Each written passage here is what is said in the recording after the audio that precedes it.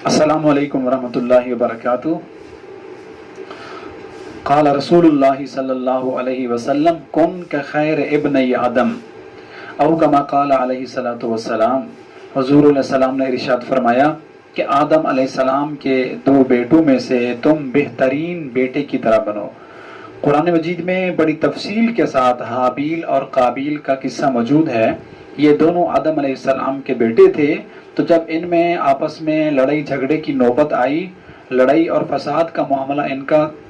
شدت اختیار کر گیا، تو جو ایک بیٹا ھابیل تھا اس نے قابیل کو یہ کہا کہ لئن بسطت الی یدک لتقتلنی ما انا بباسط یدی الیک لیقتلک، کہ دیکھو اے قابیل، آپ اور میں بھائی ہیں، ٹھیک ہے، ہم ایک ہی امی اور ایک ہی ابو کے زیر سایہ ہم نے تربیت پائی ہے، آپ کا اور میرا خون ایک ہے، اگر مجھے قتل کرنے کے لیے آپ اپنا ہاتھ بڑھائیں گے، مجھے قتل کرنے کے لیے کوئی اسلحہ، کوئی تلوار، کوئی چیز لہرائیں گے مجھے مارنے کے لیے، تو ما انا بباسط یدی الیک، میرا رسپانس یہ ہوگا کہ میں آپ کو بدلے میں قتل کرنے کے لیے اپنا ہاتھ تک بھی نہیں پھیلاؤں گا، بلکہ میں تو آپ کو معاف کر دوں گا، اس لیے کہ آپ اور میں تو بھائی ہیں۔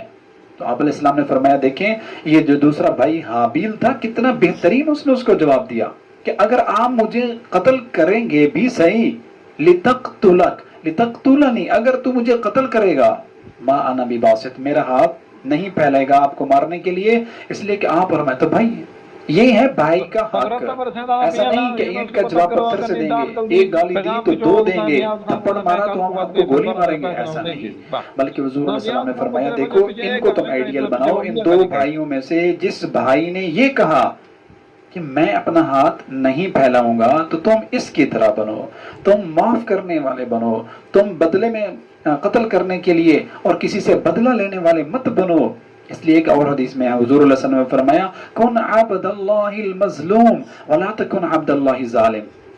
کہ اللہ کا مظلوم بندہ تو بن جا، اس لیے کہ مظلوم اللہ کو پسند ہے، ولا تکن عبد اللہ ظالم، لیکن اللہ کا ظالم بندہ مت بنو، اس لیے کہ ظالم کے ساتھ اللہ تعالی ناراض ہوتے ہیں، اس کو پسند نہیں کرتے، اور مظلوم کے ساتھ اللہ کی مدد و نصرت ہوتی ہے۔ تو ہمیں آدم علیہ السلام کے 2 بیٹوں میں سے بہترین بننے کی